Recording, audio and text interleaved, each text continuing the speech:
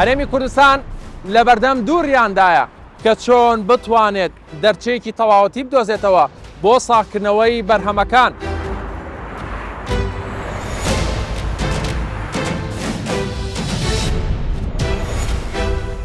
ئێوە نوێنەری ڕاستەقینی بازرگانەکانن کێشە سەرچەکە لە کوادایە بۆ چارەسەر نابێت جگە لەوەی کە بڕیارێکە لەلایەن حکوومەتی اتحادیەوە درا بەڵام ئێمەوە هەست دەکەین کە مۆرچی سیاسیشی پێوەیە و بە تایبەتی شاری هەولێر تێدا کراوەتە ئامانج. لە پارێزگاکانی خوار و ناوڕاستی عێراق پێویستیان بەم بەرهەمانە هەیە؟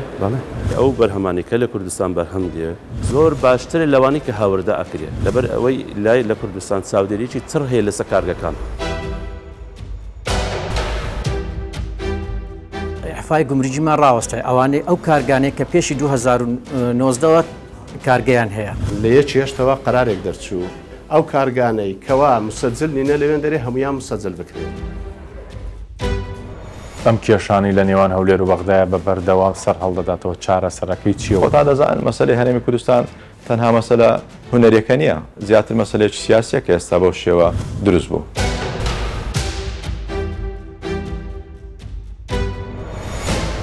ژێرخانی کەرتی پیشەسازی لە هەرێمی کوردستان بەرەو بوژانەوە تا دێت ژمارەی کارگەکان لە هەرێمی کوردستان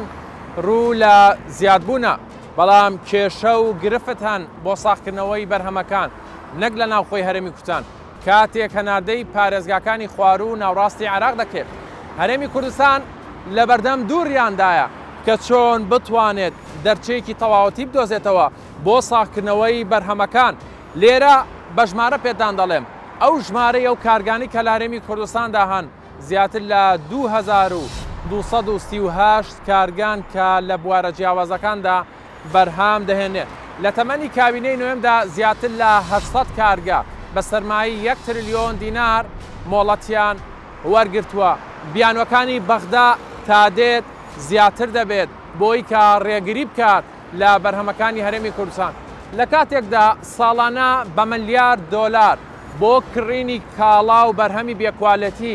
عێراق ئەو پارەیە دەباتە دەرەوە و کاڵای بێکوالەتی هاوردە دەکات. لە کاتێکە ئامادە نییە ئەو بەرهەمە باشە خۆماڵیانەی هەرێمی کوردستان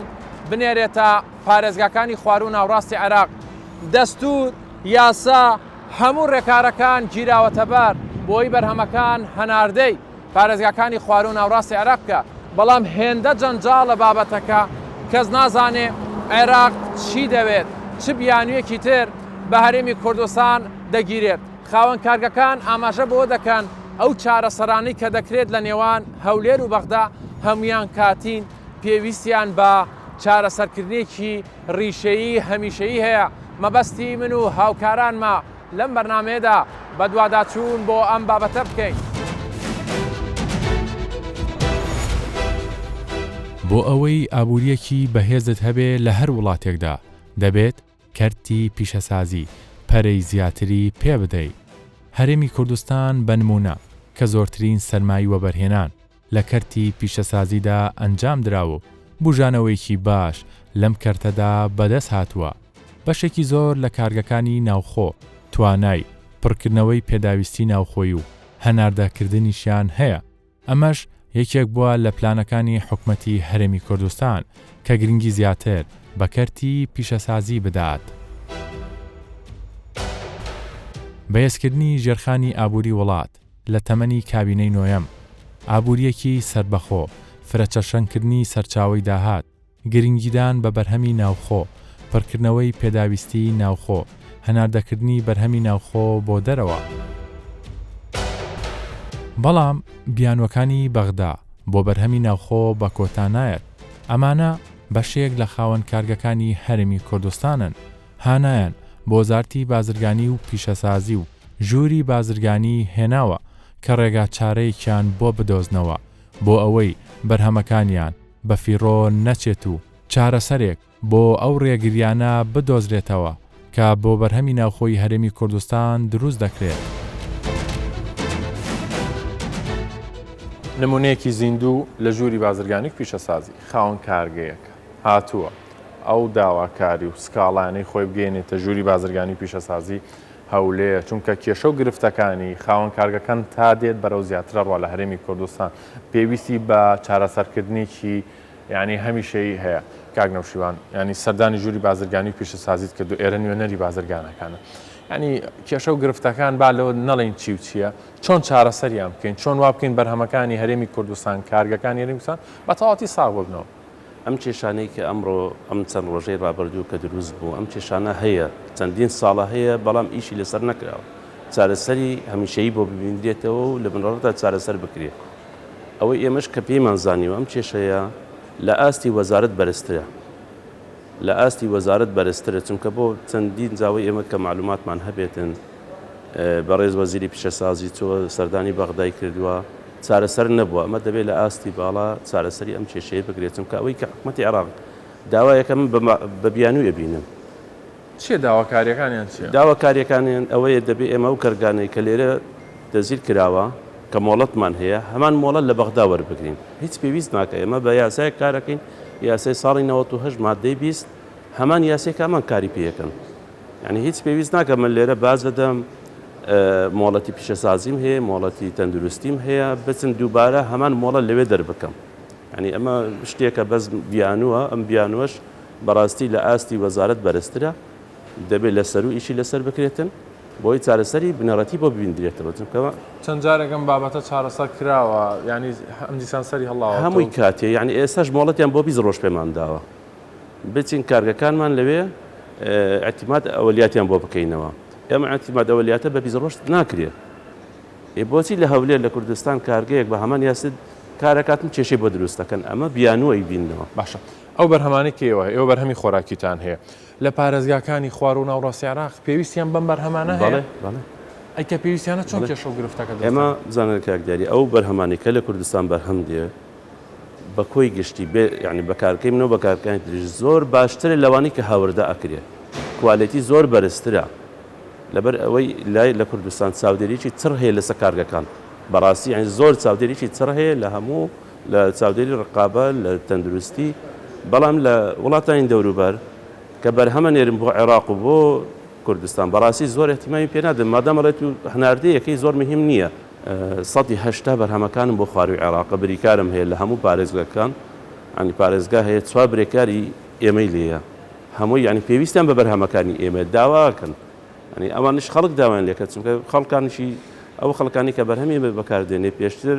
بەکاریان هێنا و کوالیتی بەرزە نرخی گونجاوە ئەتر بۆیە داواکاریشی زۆر هەیە لەو دوایەدا چەند گرفتەکمان لۆ دروست بوو لە بابەت سێتەڕەکان و لە بابەت ڕێگری حکوومەتی مرکزی لە یەکی هێشتەوە قەرارێک دەرچوو لەلایەن سەرۆک وەزیرانی عێراق محەممەد شیع سوودانی کە بە هیچ شێوەیەک ڕێگە نەدرێتن هیچ کاڵایەکی بەرهەمی کوردستان ئاودیو بکرێتن ئیلا دەبی لای ئێمە تەزیل کرابن و تۆمار کرابن بەس خۆشبەختانە ینی کاکۆڤان و جەنابی وەزیر و ئەوانە پێهەستان بە ئیشەکە لێرە لەگە چەند کارگەیەک زیاتر لە 150 کارگە دانیشتمان کردو ڕێیەکانمان ڕێکی خست و جەنابی وەزیریش لەگە کاکۆڤانی بەڕێز و ئەوانە بڕیاریاندا سەردانی بەغدا بکەن کە چون سەردانی بەغدایان کرد دانیشتێکیان کرد چارەیەک دیتراوە کەوا هەتا یەکی نۆ ڕێگە بدرێت بەڵام ئەو کارگانەی کەوا مسەجل نینە لەوێن دەرێ هەمویان مسەجل بکرێن بەڵام لەو حالەتەدا لە بۆ ماوەی ئەو ماوە کورتە ئەو هەموو کارخانە کە 4500 قسوور کارگە هەیە 2000 قسوور کارگە ئیش دەکە ئەوە قەت یعنی ئەو شتە جێی وارد نییە مەسەلەن کە هەمووی تەزیل بکرێتن لەو تووپڕیانی لەو ماوە کورتە ئێمە داوا دەکەین وەکو کارگەکان داوا دەکەین ئەو قرارە ئلغا بکرێتەوە لەبەرەوەی ئەو کاتێکی نادیار دابنێن لەبەرەوەی دیار نییە ئێستانەکە حالیان ئەو ئیمتیازاتێک کە بە کارخانەکانی تر دەدرێن کەوا لە خارجی کوردستانن بە ئێمە نادرێن احتیماد ئەولیات لە ئێمە داوا دەکەن احتیماد ئەولیاتیش کە داوا دەکەن دەینێرینە بەغدا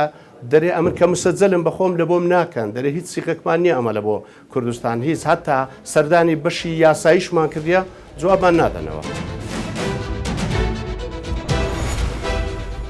کێشەیەکەمان ئەمە ئەحفای گومرجیمان ڕاوەستای ئەوانەی ئەو کارگانەیە کە پێشی 2019 کارگەیان هەیە دووەمین کێشەی بانقە تەعیدمان لۆ ناکەن لۆ بانقەکان کە لە هەرێمن بانقەکانی بەغدای کە لە هەرێ من سێم شت هەموو کارگەکان ئەمە لۆگۆمان هەیە ئەو لۆگۆیە لە هەرێم تەزیل کرایە بەڵام کە لە بەغدای تەزیل نەکرایە ئەوانی اعتراف بەوەی ناکەن معلەم 4500 قسوور کارگە هەیە لە هەرێم 2000 قسووری ئیش دەکەن باش ئەگەر بەلایانی کەم ئەگەر 25 نەفەر لە هەر کارگەیەک ئیش بکاتن بێجگە لە سایق و بێجگە ئەو دوکاندار و بێجگە ئەوەی ئیش مشریف و بێجگە ئەوەی کە تەوزیع دەکاتن بێجگە لەوانە ئەتو 25 نەفەری دابنێ باشە حیسابی خۆت بکە دەگاتە لەوانێ لە 100,000 عائلە لەو زیان بەخش دەبن لەو ئیشە. سەرۆکی ژووری بازرگانی و پیشەسازی هەولێر باز لە پێشکەوتن و خۆبژێوی لە بەشێکی زۆر لە بەرهەمە ناوخۆیەکان دەکات بەڵام هیچ پاساوێکی یاسایی و تەکنیکی نابینێت بۆ ڕێگری لە بەرهەمی کارگەکانی هەرێمی کوردستان کە هەناردەی پارێزگاکانی خوار و ناوڕاستی عێراق دەکرێت. ساڵانێکە لە هەرێمی کوردستان گەشە سندنی باش لە بواری پیشەسازی بەرهەمە خۆراکان بووە بەڵام تاکە گرفت لە بەردەم خاوەن کارگەکان بازرگانەکان ڕێگیری لە ساکنەوەی بەرهەمەکانیان ئەوەی توانراوە لە هەرێمی کوردستان ئەوەشی دەڕۆ بۆ پارێزگاکانی عێراق بەربەس کێشە دروست دەبێت. ئێوە نوێنەری ڕاستەقینەی بازرگانەکانن چی دەکەن بۆ ئەم بابەتە کیانی کێشە سەرچەکە لە کوادایە بۆ چارەسەر نابێت؟ ئەوەی کە ڕوویدا بەداخەوە من دەتوانم بڵێم جگە لەوەی کە بڕیارێکە لەلایەن حکوومەتی ئیتیحادیەوە درا بەڵام ئێمەوە هەست دەکەین کە مۆرچی سیاسیشی پێوەیە و بە تایبەتی شاری هەولێر تێدا کراوەتە ئامانج ئەمجارە. خۆتان دەزانن بڕیارەکە وایە کە هەموو کاڵە هاوردەکراوەکان لە ڕێگای مووسڵ و هەروەها لە ڕێگای باوەنور بۆ شارەکانی خوار و عێراق و ناوەڕاست بگوازرێتەوە. ئەمە خۆی لە خۆیدا جێی نیگەرانیە بۆ هەموو کوردستان لەبەرەوەی هەروەکو لە ساڵانی ڕابردوو لە ئێستاشدا شاری هەولێر وەکو پایتەختی هەرێمی کوردستان جگە لەوەی پایتەختی هەرێمی کوردستان بۆ ناوەندێکی بازرگانی گرنگ بۆ هەموو عێراق چۆن دەبێت تۆ لەسەر کارگە و کارخانەیەک فەرز بکەیت کە لە زاخۆیە بەڵام بێ لە هەولێرەوە کاڵایەکەی ڕەت بک بۆ شارەکانی خواروی ناوەڕاست ئەوانە هەموو دەبنە هۆی هەزینە یاخود مەسرفێکی زیادە لەسەر کاڵە و دروستبوونی ئاستەنگ لە بەرامبەر بازرگانیدا و من پێم وایە بازرگانانی خوارو ناوەڕاستیش زیاتر زەرمەند دەبن لەو بوارە چون ئەو کاڵایانی کە لە دەرەوە هاوردە دەکرێت یاخود ئەو کاڵایانی کە لە ناو هەرێم بەرهەمدێ دەتوانم بڵم زیاتر لە 170 دەگوازرێتەوە و پێداویستی ناوخۆی بەغدا و شارەکانی ناوەڕاست و جنوبی پێپڕ دەکرێتەوە. باشە کاگەیلان ئەمە بیانوێکی سەرەکییان ئێوە مادەم ئەوان چ وەڵامێکیانێک کە ئێوە تۆڵی ڕخنی خۆمان ئاراستە کردوون پێمان وتون ئەم کێشە و سەرەکیانە لە هەرێمی کوردستان بەرهەمێکی باش بە کوالێتی لەژێر چاودێری حکوومەتی هەرێمی کوردستان بیانی سەرەکی ئەوان چییە؟ ئەوان هوا هەز دەکەن و یاخودوە ئەوە دەکەن کە دەبێ هەموو کارگە و کارخانەکانی ئێمە بچن لە بەغدا دووبارە خۆیان تۆمار بکەن. ئێمە وەزارەتی پیشسازی و بازرگانی هەرێمی کوردستان هەیە و بەڕێوبەرایەتی گەشە پێدانمان هەیە کە هەموو ئەوانە بە یاسا دروست بوون و لە سیستەمی حکوومەتی هەرێمی کوردستاندان و ساڵانێکە ئیشی پێ دەکرێت و ئیشی پێکراوە هەموو ئەوانە مۆڵەتی فەرمیان هەیە ناکرێتەوە هەموو کارگە و کارخانەکان بە بیانوێک بڵێ دەبێت ئیلا لە بەغدا تەزیل بکرێت. ئەی ئێمە مؤسساتی فەرمینین ئەی لەلایەن پەرلەمانی کوردستانەوە متمانەیان پێ نەدراوە چۆن دەبێتەوە ئاستەنگە بۆ کارگە و کارخانەکانی هەرێمی کوردستان دروست بکەین. خۆماگەر بین باسیەوە بکەین ئەگەر عێراق وەکو وڵاتێکی دراوسێش تەعامل لەگە هەرێمی کوردستان بکە ئەوە زۆر بە قازانجیتی کە کاڵاکە لە هەرێمی کوردستان بەرهەم دێ و کوالێتیەکەی دیارە و کارگە و کارخانەکانی هەرێمی کوردستان کارگە و کارخانەی پێشکەوتون و کاڵاکە بە زووترین کات دەگاتە شارەکانی ناوەڕاست و خواروی عێراق و بەلایەنی کەم مشتری یاخود برێم ئەوەی کە کاڵا دەکڕێ لی تەمینە لەوەی کە لە ناوخۆی عێراق بەرهەم هاتووە دەبێ و ئاستەنگە دروست نەکا. ئێرە ژووری بازرگانی پیشەسازی هەولێرە بەڕەسان باسیۆتان کرد کە هەولێر پێگەیەکی زۆر بەهێزی ئابووری هەیە هەر ئەمڕۆ لێرە دەبینین بەشێک لە خاوەن کارگەکان وەکو سکاڵایەک وەکو داواکاریەک هاتوونەتە لای ئێوە ینی داوای ڕێگا و چارەسەرەکەن ینی ئێمە ڕاشکاو بین لەم بابەتەیە چارەسەر دەکرێ و پاش ماوەیەکتر سەر هەڵەداتەوە. بەڕێستان ینی چی بە چارەسەرێکی هەمیشەیی و بنەڕەتی دانێن بۆ ئەم بابەتە؟ بڵێ من پێم وایە بۆ کارگە و کارخانەکان دەبێ وەزارەتی پیشسازی و بازرگانی و ئێمەش لەگەڵیان لەسەر هێڵ بین و پەیوەندیەکانمان چڕ بکەینەوە بۆی بگەینە ڕێکەوتنێکی بنەڕەتی کە چیتر کێشە بۆ کارگە و کارخانەکانی ئێمە دروست نەکەن. ئێمە نووسراومان ئاراستەی نوێنەرایەتی حکوومەتی هەرێم کرد لە بەغدا و نووسراوە ناوەڕۆکی نووسراوەکەمان ئاراستەی وەزارەتی بازرگانی و پیشسازی عێراق و یەکێتی پیشسازانی عێراق یەکێتی ژوورە بازرگانیەکان هەروەها نردمان بۆ لێژنەی یاسایی لە پەرلەمانی عێراق و خۆشبەختانە نوێنەرایەتی حکوومەتی هەرێم لە بەغدا هەر ئەو ڕۆژی نووسراوەکەی ئێمە گەیاندا ئەنجومەنی وەزیران و ئێمە واژووی چەندین خاوەن کۆمپانیا و کارخانەمان لێرە کۆ کردبوو کە سەردانی ئێمەیان کردبوو و ئەو خاڵانەی کە ئاستەنگ دروست دەکەن خست بوومانە ڕوو و ئاراستەی لایانی پەیوەندیدارمان کردووە وێنەیەکیشمان داوەتە دیوانی سەرۆکاتی دیوانی حکوومەتی سەرۆکاتی ئەنجومەنی وەزیران. مۆڵەتی کارگەکانی هەرێمی کوردستان ژمارەی مۆڵەت 4576 ئەو کارگانەی ئامێری تەواویان هەیە 727 کارگا ئەو کارگانەی لەژێر دامەزراندندان 1605 کارگا ئەو کارگانەی کار دەکەن 2244 کارگا لە دوای وەرگرتنی ڕای خاوەن کارگە و بازرگانان پردی نێوان بازرگان و خاوەن کارگەکان بۆ بەغدا تەنها وەزارەتی بازرگانی و پیشەسازی هەرێمی کوردستانە پرسیار و ناڕەزایەکان دەهێنما وەزارەت هەر لێرە نمونەی بەشێک لە بەرهەمە ناوخۆیی کارگەکان دەبینین کە نمایش کراوە ئەمەش وەک نیشاندانی توانای بەرهەمێنانی ناوخۆیی و پاڵپشتیکردنی خاوەن کارگەکان. دروشمی کابینەی نوێی حکوومەتی هەرێمی کوردستانەوە بوو کە ئاسانکاری بکرێ نەهێشتنی ڕۆتین بکرێ پاڵپشتی بەرهەمی ناوخۆیی بکرێ بۆ کارگەکان بکرێ. ئێستا وای لێ هاتووە خەڵک لەوانەیە نێت بۆ دامەزرانی کارگە مۆڵەت وەربگرێ دەڵێ چی لە بەرهەمەکانمان بکەن ینی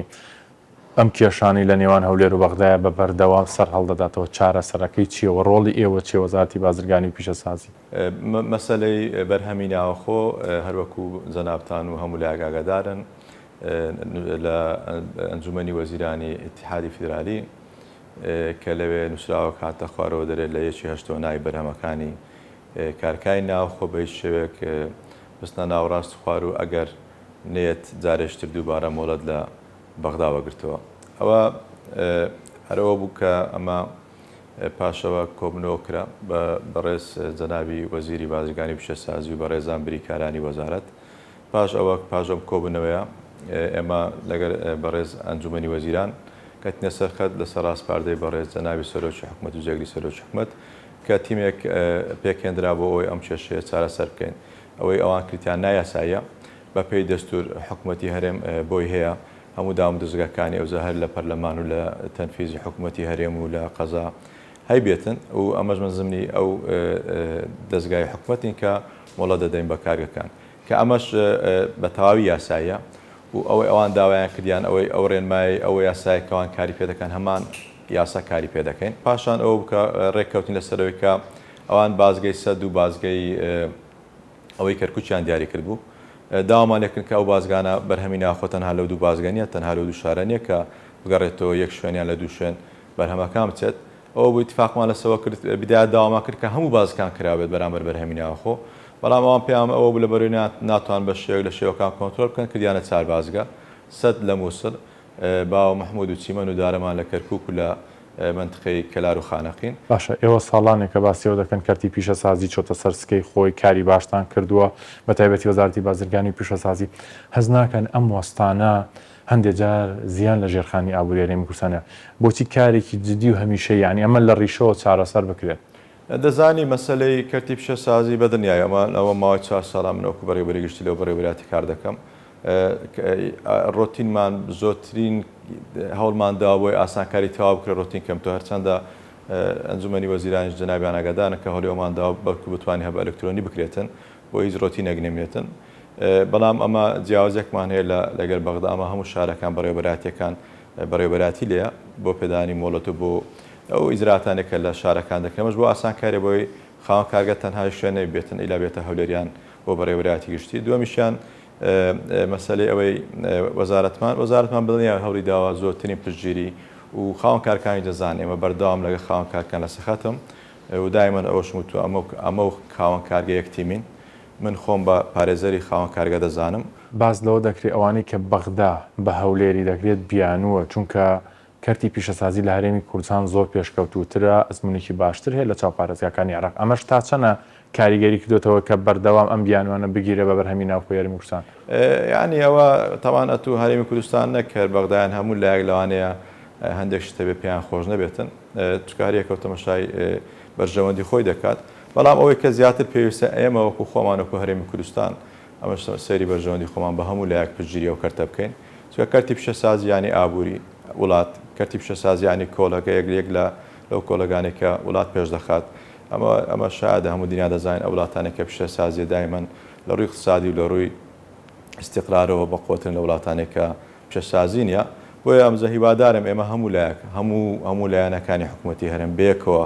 ئەم کەرتە بەهێز بکەین، بەهێزکردنی کەرتی پیشەسازی بەهێزکردنی حکوومەتی هەرێمی کوردستانە. ئەم کێشەیە بەرەو چارەسەر هەنگاوینەوە کاری باشتان بۆ کردو لەلایەنی خۆتانەوە؟ بەدڵنیایەوە هەندێک لەوانێ ئەوان داوای هەندێک شتی سادەیان کرد بێکەم پێشتر لایەن بووە، داوایان کرێت جارشتر ئەو زانیارانێکە پێشتر بۆمان ڕاوکردنەوە کارەکان ئەپدەیتێکیان بکەینەوە نوێ بکرێتەوە ئەوش دەکەینەوە ئامادەمان کرێت چاڕەوە دەکەن کە لەو هەفتەیە دەبێت ئەوانیش لەگەروان کە کاتەکە دروستمەوەیدەکە دروست بوو سەردان دەکەن و ئیشاڵڵە هیوادارین بە جهودی هەموو لایەک و بە جهودی حکوومەتی هەرێمی کوردستان و ئەنجومەنی وەزیران و وەزارەتمان و هەمووانێک ئەندام لەو تیمە ئەمە ئەو کێشەیە بە چارەسەرکەم بێکجاری. بازگەی دیاریکرا و بۆ هەناردەکردنی بەرهەمی کارگەکانی هەرێمی کوردستان بۆ پارێزگاکانی عێراق، بازگەی سەد لە مووسڵ، بازگەکانی باوە مەحموود، چیمەن، دارەمان، کەرکووک، کەلار، خانەقین.